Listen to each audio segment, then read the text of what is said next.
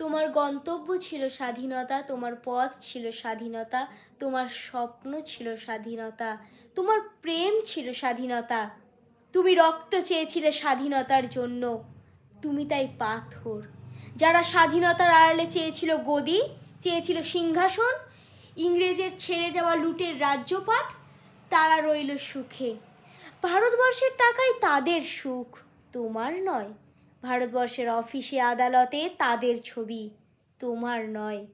ভারতবর্ষের সংবিধানে তাদের শৈশাবোধ, তোমার নয়। ইংরেজ গরিব মানুষকে পায়ের নিচে রাখত, আমরা বড় লোকদের মাথায় করে রেখেছি। স্মাগলার কিংবা ডাকাতকে জোর হাতে সভাপতির আসনে আহ্বান করেছি। ইংরেজ এদেশের ধন সম্পত্তি লুট করত, আমরা দেশটাকে বেচে দিয়েছি। ইংরেজ দিয়েছে চাবুক লাঠি গুলি, আমরা দিয়েছি মাস্তান মাফিয়া নেতা আর বুলি। ইংরেজ দিয়েছে কালা পানি সেলুলার জেলে, আমরা দিয়েছি টিভিতে সুপারহিট মোকাবিলা আর আইনসভায় আয়ারাম গয়ারামের খেল। 56 বছর আগের এক মধ্যরাতে পরাধীন এই দেশ ছেড়ে তুমি চলে গিয়েছিলে স্বাধীন এক স্বদেশে ফিরে আসার স্বপ্ন নিয়ে। তুমি ফিরে আসোনি, স্বাধীনতা এসেছে।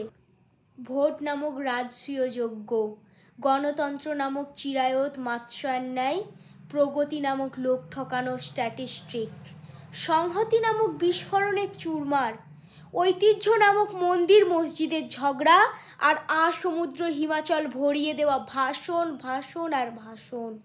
56 বছর ধরে তুমি পাথর হয়ে আছো।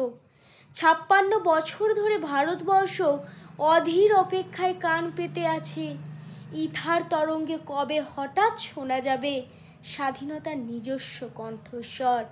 আমি সুভাষ বলছি।